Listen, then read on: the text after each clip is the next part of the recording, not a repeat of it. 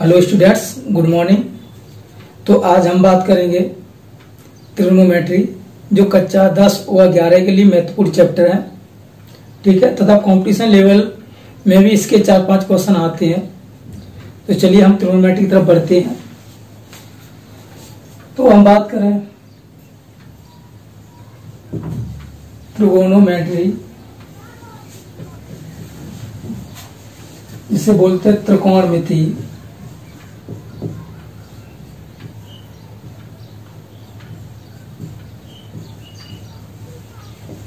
ठीक है, तो देखिए ये त्रिकोणमिति है, तो ये नाम से ही पता पड़ा है।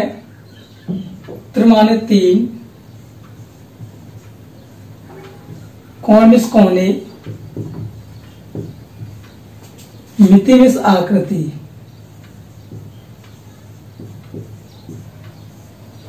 तो यहां 3 कोनों, तो यहां 3 कोने, यहां से घिरी साइलेंट वर्ड है।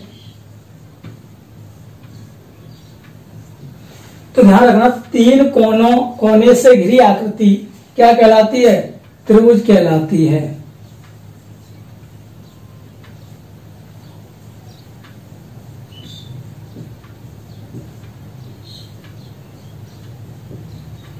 तीन कोने से घिरी आकृति क्या कहलाती है?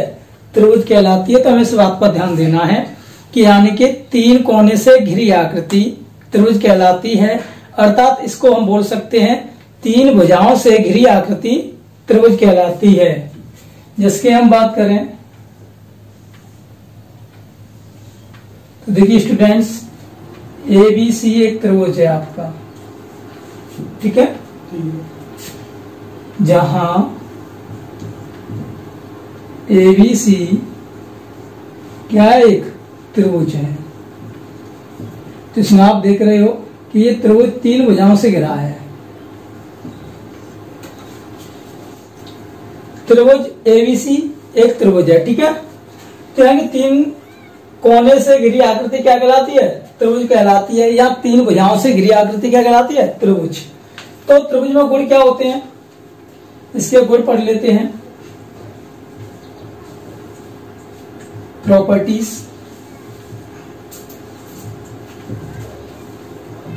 तो ध्यान रखें, नंबर 1, इसमें 3 भुजाएं होती हैं।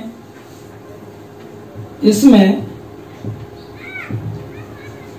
3 भुजाएं होती हैं।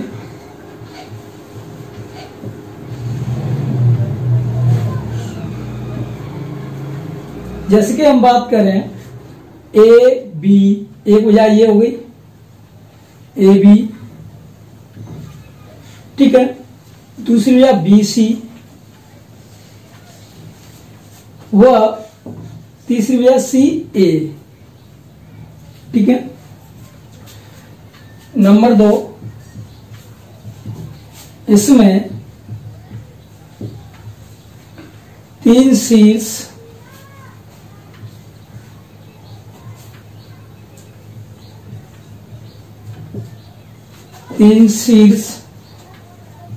होते हैं। ठीक है, 3 शीर्ष को हम कोने भी बोल सकते हैं, कोण भी बोल सकते हैं। ठीक है, A, B व C। ठीक है, अगर इन्हीं शीर्षों को हम कोण कहें तो या कोण के नाम से लिखें, कोण A, कोण B, कोण C। ठीक है, अब बात करते हैं नंबर 3, त्रिभुज के तीनों कोणों का योगफल, कोणों का योगफल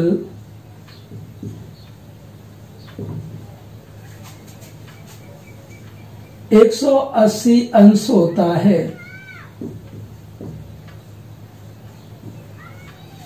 ठीक है, जिसे हम लिख सकते हैं, अर्थात कोण A प्लस कोण B प्लस कोण C बराबर 180 अंश, या इसे हम बोल सकते हैं पाई रेडियन। ठीक है, तो इतना सा ध्यान रखना है आपको कि ये कोण, ठीक है, ये कोण और ये कोण, ये जो तीनों कोण हैं, कोण ए, कोण बी, कोण सी, तो इन तीनों कोणों का योगफल कितना होता है? 180 अंश होता है। ठीक है, तो ध्यान रखना है त्रिभुज में तीनों कोणों का योगफल 180 अंश होता है, जिसे हम पाई रेडियन भी बोल सकते हैं। ठीक है, तो यहाँ पर ध्यान रखना पाई रेडियन, केवल पाई बोलेंगे तो पाई की वैल्यू होती है 22/7, अगर पाई रेडियन बोलेंगे तो पाई रेडियन की वैल्यू होती है 180 अंश। ठीक है, तो नोट कर लेंगे। चलो मिटा देते हैं इसे।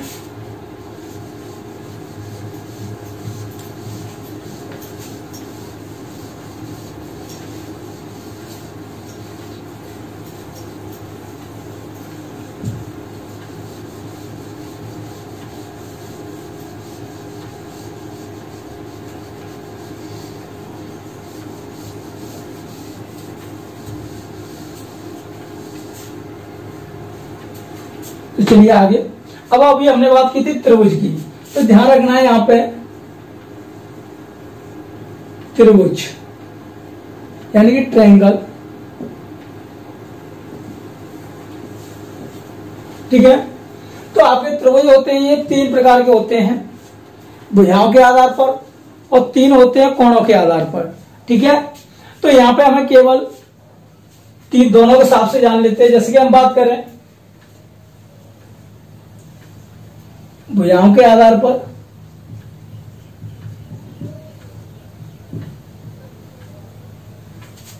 और कोणों के आधार पर देखना है।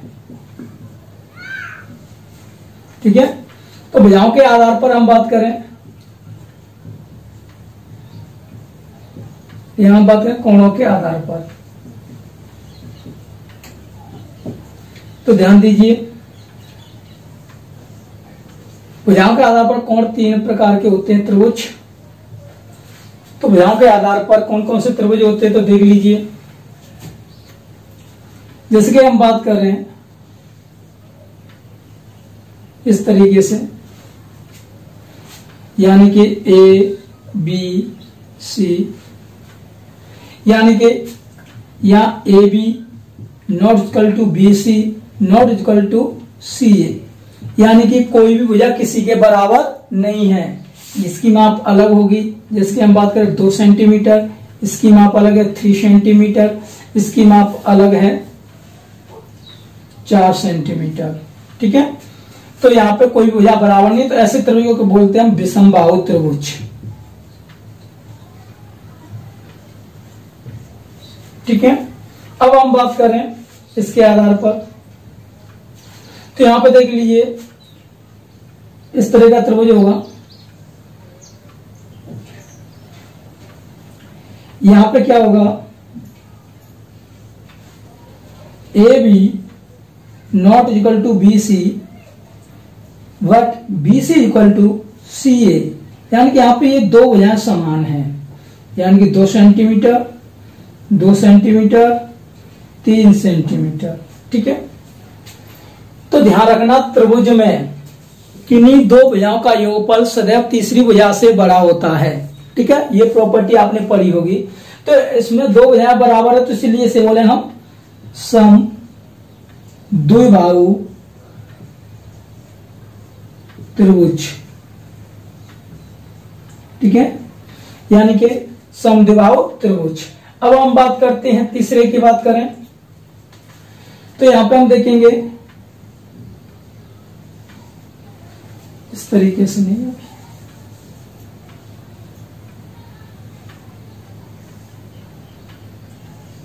इस तरीके से दिया हो आपको ए बी सी। ठीक है, तो यहां पे क्या होगा, ए बी बराबर बी सी बराबर सी ए, यानी कि यहां पे तीनों भुजाएं बराबर हैं। तो ध्यान रखना ये समबाहु त्रिभुज।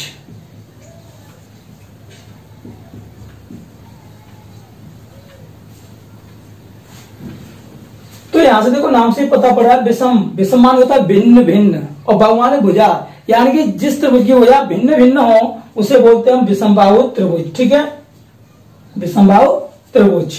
अब बात करें सम माने समान, द्वि माने द्वि, बाहु माने भुजा, यानी कि समान समान, द्विमान्य दो, बाहुमान्य भुजा, यानी जिसकी दो भुजाएं समान हो उसे बोलते हैं समद्विबाहु त्रिभुज।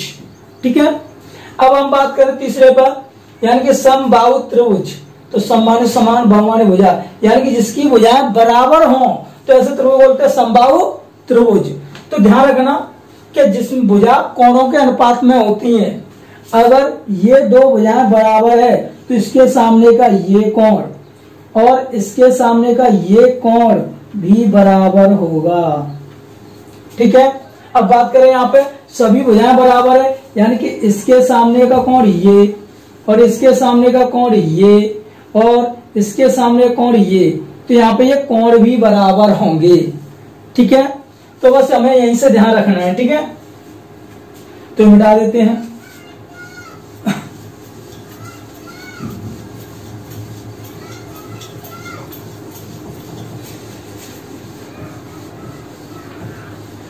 अब हम बात करते हैं कोणों के आधार पर। ठीक है, तो कोणों के आधार पर भी तीन प्रकार के हैं। देखिए,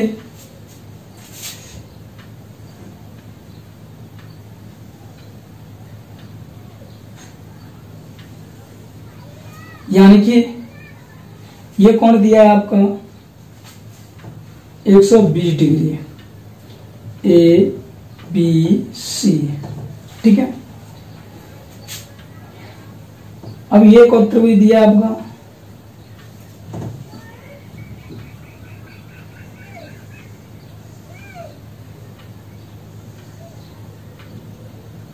ठीक है, और ये एक और त्रिभुज है इसी तरीके से।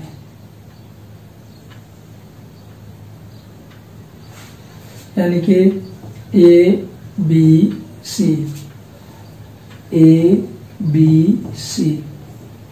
तो ध्यान रखना है, यानी कि ऐसा त्रिभुज जिसमें किसी एक कोण की माप 90 अंश से अधिक हो तो वह अधिक कोण त्रिभुज कहलाता है। यानी कि यहां सभी की तुलना करनी है किससे, हमें 90 अंश कोण से। ठीक है, तो ध्यान रखना है।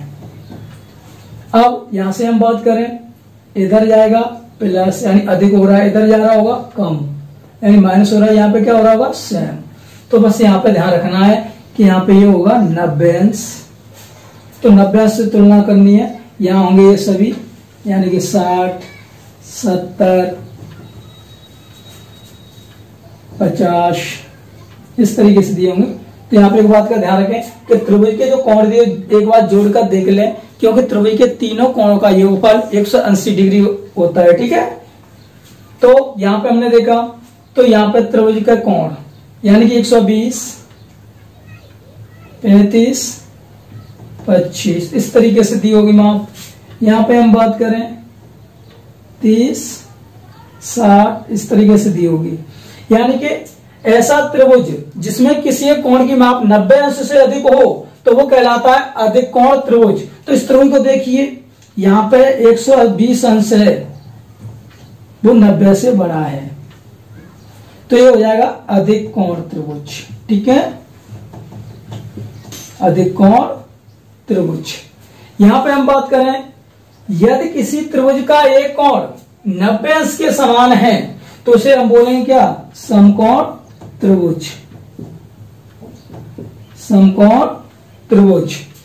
अगर हम बात करें ऐसा त्रिभुज जिसमें सभी कोणों के मान 90 अंश से कम हो तो वो कहलाता है न्यून कोण त्रिभुज।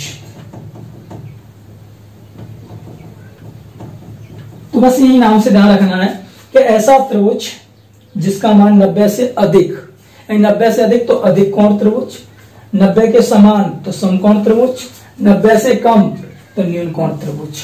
ठीक है, तो चलो नोट मिटा देते हैं। तो यहां पर एक बात ध्यान रखना है आपको, यहां केवल त्रिग्नोमेट्री में इस वाले त्रिभुज का सर्वाधिक प्रयोग होगा। ठीक है, तो इस बात को ध्यान रखना है समकोण त्रिभुज के लिए।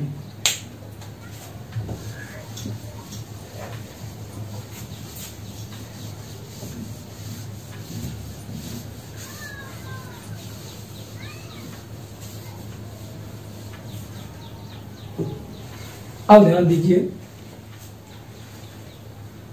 समकोण त्रिभुज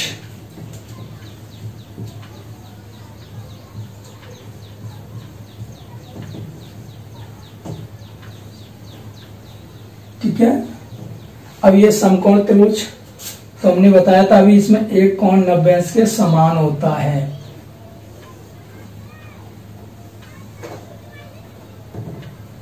यानी कि ए बी सी, तो ये कोण कितने का, इस तरह का चिन्ह जो बनता है 90 अंश का बनता है। और यहाँ पर अगर ये थीटा बना दिया जाए तो इस कोण की माप की बात करेंगे। तो ध्यान रखना समकोण त्रिभुज, तो पहले हमें इस बात पर ध्यान रखना है कि समकोण त्रिभुज होता क्या है। तो समकोण त्रिभुज के संबंध में वैज्ञानिक पाइथागोरस प्रमेय, जिसे पाइथागोरस एक वैज्ञानिक था, तो इस पाइथागोरस वैज्ञानिक ने समकोण त्रिभुज के संबंध में एक नियम दिया। उस नियम के आधार पर इसे पाइथागोरस प्रमेय भी कहते हैं। ठीक है, उन्होंने क्या कहा था कि किसी समकोण त्रिभुज में सबसे बड़ी भुजा का वर्ग शेष दो भुजाओं के वर्गों के योगफल के बराबर होता है। ठीक है ना, यानी कि हम बात करें सबसे बड़ी भुजा, सबसे बड़ी भुजा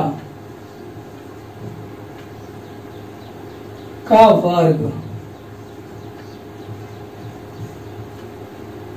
क्या होता है, शेष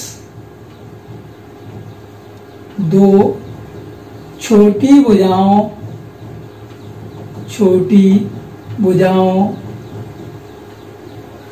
के वर्गों के योगफल के बराबर होती है। तो ध्यान रखना, सबसे बड़ी भुजा का वर्ग होता है शेष दो छोटी भुजाओं के वर्गों के योगफल के बराबर होता है। ठीक है, तो यहाँ पे हम सबसे बात करें सबसे बड़ी भुजा कौन सी है, तो जो सबसे बड़ा कोण होगा, तो आपको पता है ये 90 अंश का कोण है। तो आपको पता है त्रिभुज के तीनों कोणों का योगफल कितना होता है, 180 अंश। अगर ये 90 है तो इन दोनों कोणों का योगफल जोड़ के 90 अंश होगा। अगर 90 को हम दो जगह डिवाइड करेंगे तो 90 से कम कम संख्या आएगी, यानी कि तो 90 की अपेक्षा कोण ए कोण सी छोटे होंगे। तो ठीक है, ये सबसे बड़ा कोण है, तो सबसे बड़े कोण के सामने की बड़ी भुजा क्या हुई, AC।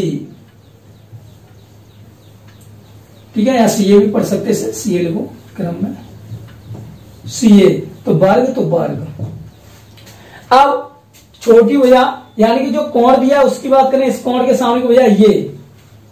ठीक है, तो इसके सामने भुजा ये हो जाएगी क्या, AB, और यानी कि AB फिर क्या हो जाएगी, यानी छोटी भुजाओं के वर्ग, तो वर्ग। फिर एक और भुजा है BC का वर्ग का योगफल, तो योगफल। ठीक है, तो पाइथागोरस ने कहा था किसी समकोण त्रिभुज में बड़ी भुजा का वर्ग अन्य दो छोटी भुजाओं के वर्गों के योगफल के बराबर होती है। अब इसे पढ़ने के लिए हम सबसे बड़ी भुजा यानी कि जो त्रिभुज समकोण त्रिभुज सबसे बड़ी भुजा होती है उसे बोलते हैं हम क्या, कर्ण। कर्ण को डिनोट करते हैं हम किससे, K से। ठीक, और त्रिभुज में जो कोण, जिस कोण की सहायता से हम कोई भी मान ज्ञात करते हैं, जिस कोण की बात की जाती है, तो उस दिए गए कोण के सामने की भुजा क्या कहलाएगी, लंब। तो ध्यान रखना ये भुजा कहलाएगी लंब। ठीक है, लंब, जिसे हम L से डिनोट करते हैं। और जो शेष भुजा होती है उसको बोलते हैं हम क्या, जिसके कोण के मान की बात नहीं है उसके सामने की भुजा कहते हैं क्या, हम आधार। आधार को डिनोट करते हैं A से। ठीक है, तो चलिए मिटा देते इसे। तो चलो अब इससे आगे देख लेते थोड़ा, चलो मिटा देते इससे आप।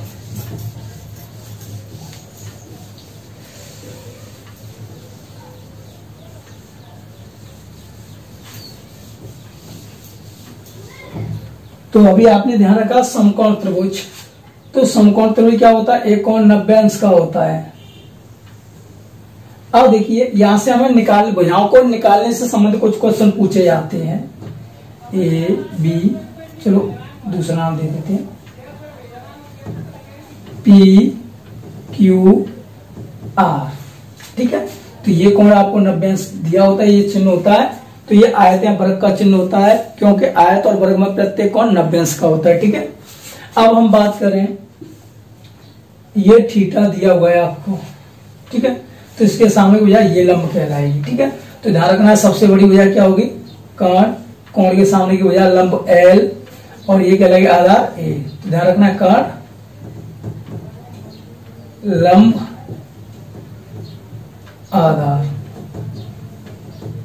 ठीक है, अब यहां से हम बात करेंगे तो देखिए समकोण त्रिभुज में जो आपकी प्रमेय थी कर्ण स्क्वायर बराबर आधार स्क्वायर प्लस लंब स्क्वायर, तो इस बात का ध्यान रखना है जैसे कि त्रिकोणमिति में कुछ भुजाएं होती हैं उनके लिए हमें वर्ग याद होना, क्योंकि यहाँ पे वर्ग सूत्र में प्रयोग हो रहा है तो वर्ग संख्या भी याद होनी चाहिए। ठीक है, तो वर्ग से रिलेटेड एक वीडियो होगी वो हमारी देख लेना, उसमें ये वर्ग निकालना सीख जाएंगे।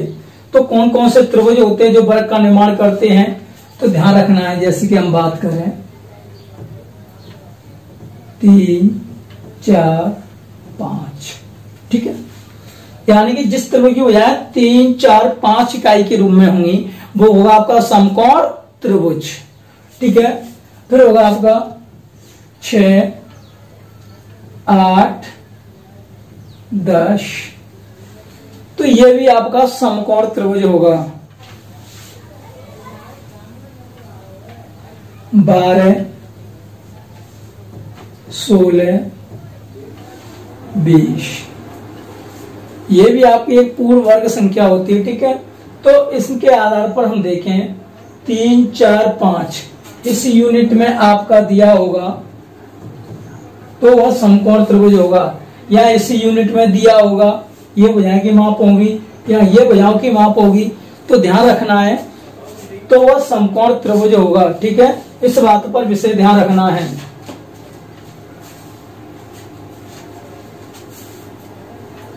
ठीक है, तो अब बात करें तो देखो इन्हें ध्यान रखने का तरीका, जैसे कि हम बात करें किसी ये समकोण त्रिभुज आपका, अगर ये हमें याद होंगी जैसे कि मान लो ये 4 दिया है, ये 3 दिया है, तो हम देख लेंगे 3 और 4 किस बिलोंग करता है इससे, तो अगली भुजा क्या होगी 5। हमें हल करने की जरूरत ही नहीं, तो इस हिसाब से हम कॉम्पिटिशन में फाइंड कर सकते हैं। यहाँ हम बात करें किसी समकोण त्रिभुज में जैसे कि ये दिया है और आपको भुजा दे दी गई, ये 10 दे दी, ये 6 दे दी, तो हमने देखा 6 और 10 किससे बिलोंग करता है, इस वाले त्रिभुज से बिलोंग करता है, तो 6 और 10 कौन सी भुजा रहेगी 8, तो ये इसकी 8 होगी। बस इस तरीके से आप फाइनली आंसर निकाल सकते हैं। या जैसे कि हम बात करें अन्य त्रिभुज में, ये दिया है आपको 20, ये 16 दिया है आपको, तो ये 20 और 16 वाला सिस्टम किसमें है, 20 और 16 ये दिया, तो ये संख्या कितने की होगी 12 की, तो हम ये डायरेक्ट याद कर सकते हैं। तो ऐसी टिक पर बेस एक वीडियो नेक्स्ट बना दी जाएगी, तो इसमें देखना, तो इन्हें याद रखने का सिंपल सा तरीका, बस आपको 3, 4, 5 याद रखना है।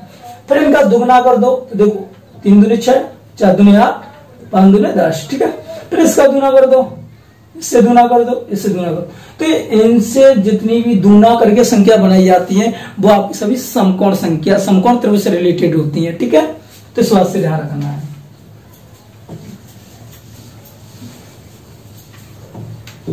अब हम बात करेंगे जैसे कि किसी त्रिभुज समकोण त्रिभुज बोलो,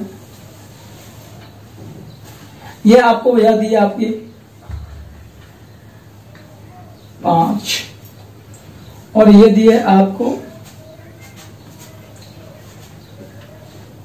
8 और ये दिया आपको x, यानी कि ये संख्या निकालनी है, तो आपको वही फॉर्मूला कर देना है, ये आपकी k हो जाएगी। अब इसमें से लंब और आधार अगर नहीं दिया है तो आप किसी को भी कैसे मान सकते हैं, आपको कोण नहीं दिया है, चाहे तो आप इसको आधार मान लीजिए और इसको लंब मान लीजिए। ठीक है, तो हम पाइथागोरस प्रमेय से x का मान निकालना है। ठीक है, ध्यान रखना है आपको, तो क्या हो जाएगा k स्क्वायर बराबर a square plus l square, फॉर्मूले को यूज कर सकते हैं।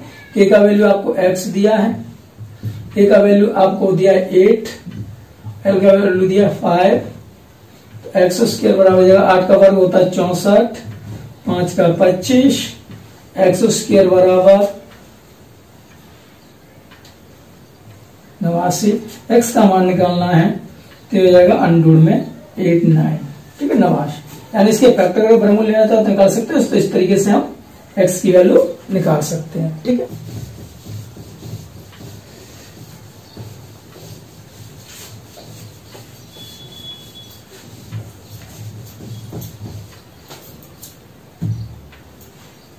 अब बात करते हैं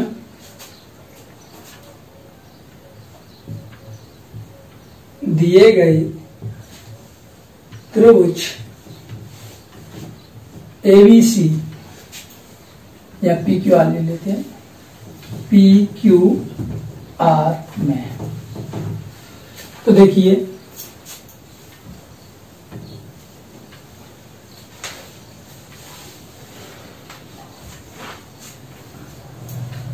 PQR,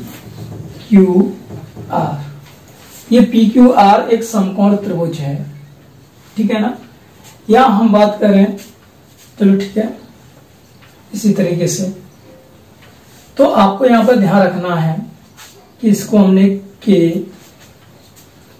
हमने आधार A कोण के साथ, इसके साथ थीटा के सामने की वजह लंब L, ठीक है। ये आपको क्या था, कर्ण आधार लंब। तो देखिए इनके भुजाओं के अनुपात, यानी कि भुजाओं के अनुपात के आधार पर सूत्र बनाए गए, कुछ कोणों के अनुपात, ठीक है। तो यानी कि भुजाओं के अनुपात, भुजाओं के अनुपात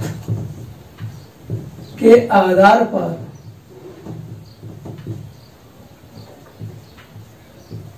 कोणों को 6 भागों में बांटा गया।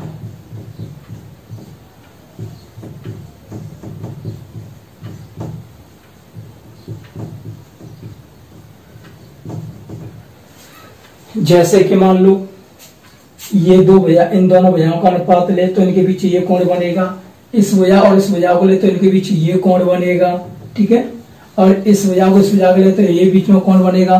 तो ये जो भुजा कोणों के अनुपात इसके आधार पर, ठीक है, यानी कि कोण को कितने भागों में बांटा गया, 6 भागों में, ठीक है। तो फिलहाल हम इस थीटा के हिसाब से ले लेते हैं इस कोण के लिए।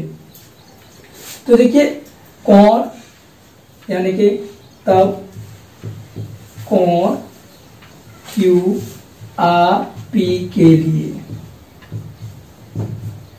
यानी कि ध्यान रखना जो बीच में संख्या दी होती है उस कोण की बात की जाती है, यानी R वाले कोण की बात की जाएगी। तो इस कोण को हमने मान लिया है क्या, ये थीटा है, इसकी कुछ भी वैल्यू हो सकती है, ठीक है, पर वो 90 से कम ही होगी। तो हम बात करें जैसे कि साइन थीटा, ठीक है, cos theta, tan theta, cot theta, sec theta, cosec theta. यानी कि ये वो 6 नाम दिए गए, यानी इस कोण के लिए इन तीनों भुजाओं में से किन्हीं 2 भुजाओं को लेकर अनुपात बनाए गए और उन अनुपात के आधार पर इस कोण का विभाजन 6 भागों में किया गया। अब ये किस आधार पर है, तो इसके लिए हम एक फॉर्मूला समझते हैं।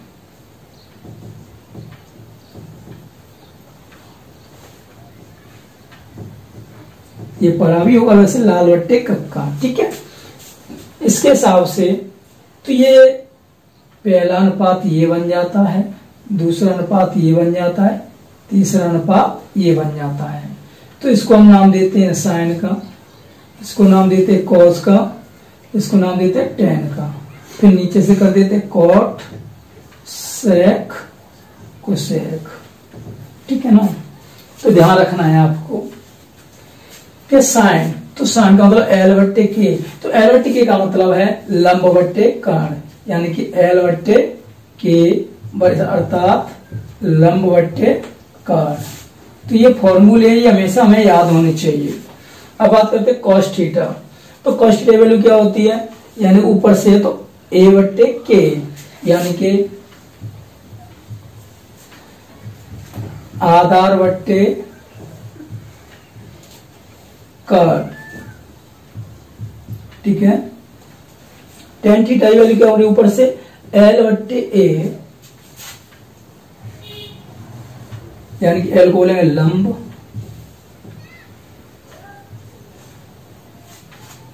बट्टे आधार। तो ये तीन भुजाएं थी तो इसके तीन ही अनुपात बनेंगे, तो ये तीन अनुपात बने तो साइन कॉस टेन। लेकिन जो अनुपात बने उन अनुपातों को व्युत्क्रम कर दिया गया, तो उस व्युत्क्रम करने पर इनके तीन अनुपात और बने, कॉट सेक कोसेक।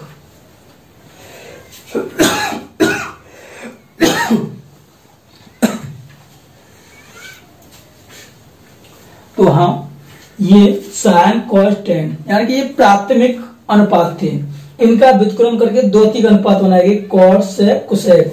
तो यानी कॉट का क्या बना, तो इसे नीचे से पढ़ेंगे, या हम कर सकते हैं इनके व्युत्क्रम भी कर सकते हैं, जिसकी हम बात करें यानी कि टेन का व्युत्क्रम किसने किया है, कॉट ने।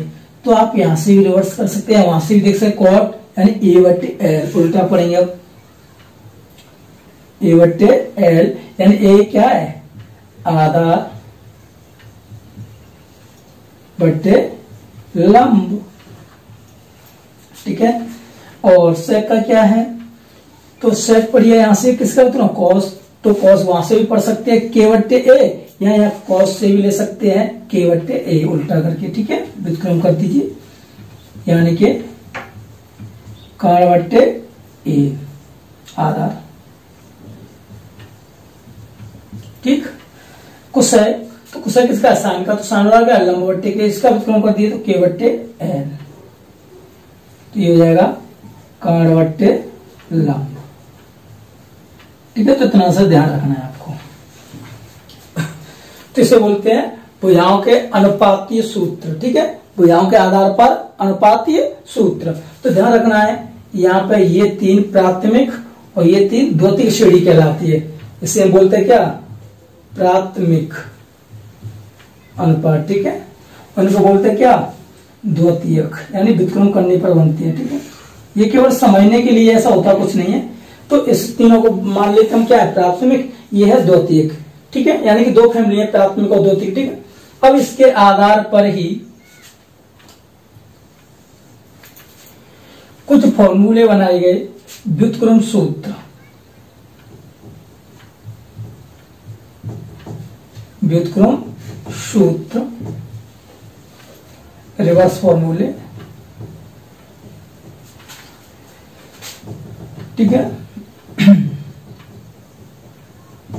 तो देखिए अब ये रिवर्स फॉर्मूले क्या होते हैं, यानी कि ये इन्हीं का व्युत्क्रम होता है। जैसे कि हम बात करें साइन थीटा बराबर, तो देखिए साइन थीटा, तो साइन किसका व्युत्क्रम है, कोसेक का, तो ये हो जाएगा एक बट्टे कोसेक थीटा, ठीक है। ऐसे हम बात करें कॉस थीटा बराबर, तो कॉस का व्युत्क्रम क्या है भाई, सेक, यानी कि एक बट्टे सेक थीटा। अब हम बात करें टेन का व्युत्क्रम किसके साथ है भाई, एक बट्टे कॉट थीटा। तो ऐसे हम इनको याद रख सकते हैं। ऐसे हम बात करें कॉट का व्युत्क्रम किसके साथ है भाई, तो कॉट का उल्टा कौन था, टेन, तो 1/tan थीटा। फिर बात करें सेक थीटा का क्या है, तो सेक किसके व्युत्क्रम था, कॉस के, तो 1/cos थीटा, ठीक है। फिर हम बात करें कोसेक थीटा बराबर, तो कोसेक किसका व्युत्क्रम भाई, साइन का, तो 1/sin थीटा। तो इस तरीके से ये फॉर्मूले हम बना सकते हैं, ठीक है। तो नोट कर लेंगे। तो चलिए अब आगे देखते हैं। अब यहाँ पे हमें रखना है संबंध सूत्र। संबंध सूत्र कैसे स्थापित करने होते हैं, तो देखिए अब साइन थीटा और कोसेक थीटा एक दूसरे के व्युत्क्रमानुपाती होते हैं। तो ध्यान रखना इधर कोसेक का क्या हो रहा है, भाग हो रहा है, क्या हो रहा है, डिवाइड, तो इधर क्या हो जाएगा, मल्टीप्लाई, यानी कि यहाँ बट्टे में है तो यहाँ ऐसा मतलब मल्टीप्लाई कर देंगे, तो हो जाएगा ये sine theta into cosec theta बराबर 1। ऐसे हम इसका इससे करेंगे, तो यानी कि cos theta into sec theta बराबर हो जाएगा 1। ऐसे हम यहां से हम बात करेंगे टेन और कोट से, तो tan theta into cot theta बराबर 1। तो ध्यान रखना ये संबंध सूत्र अगर त्रिकोणमिति कम से कम समय में कंपटीशन में एक ट्रिक से हल करना है तो ये तीनों सूत्र बहुत जरूरी है। इसकी सहायता से सवाल को आप चुटकियों में हल कर सकते हैं। ठीक है, तो ये हमें याद होने चाहिए, तो नोट कर लेंगे। चलो मिटा देते हैं।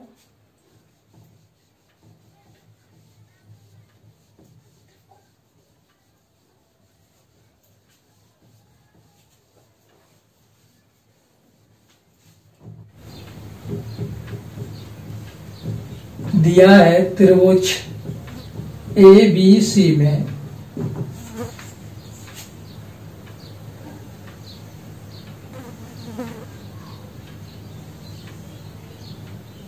यानी कि ये त्रिभुज ABC है आपका, जहां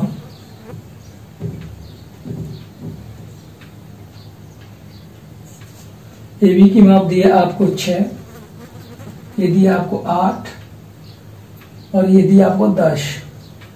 ठीक है, यहां हम कह सकते हैं। ठीक है, और उसने कुछ मान पूछे हुए यहां पर, जैसे कि देख लेंगे, हम बात करेंगे साइन C की वैल्यू कितनी होगी। तो देखिए ये सभी आपके सूत्र नीचे लिखे हुए। तो साइन C, तो C की बात की जा रही है, तो हमें पता है साइन बराबर होता है लंब बट्टे कर्ण। तो यहां से ये तो डिसाइड हो गया, कर्ण तो हमारा यही रहेगा। अब ये आपस में चेंज होने हैं। ठीक है, तो ध्यान रखना है।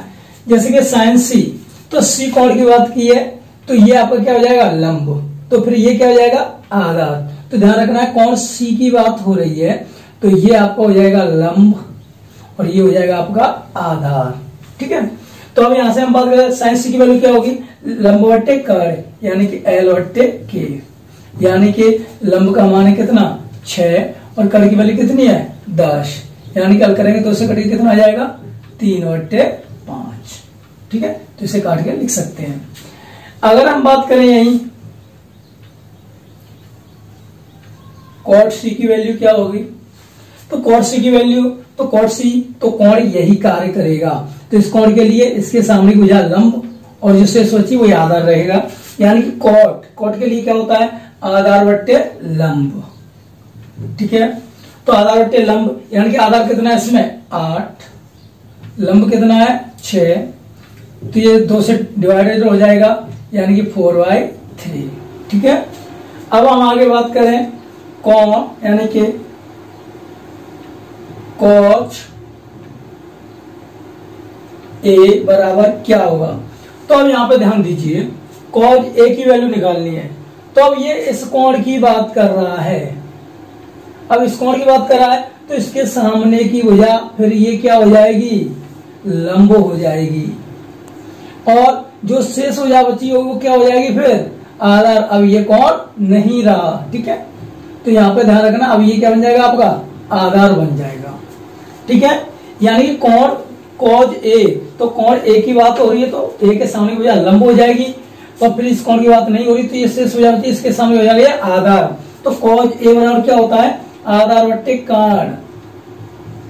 ठीक है, तो यहाँ A की वैल्यू कितनी है 6, कर्ण की वैल्यू कितनी है 10, इससे काट दें कितना हो जाएगा 3/5। ठीक है, तो ध्यान रखें ऐसे ही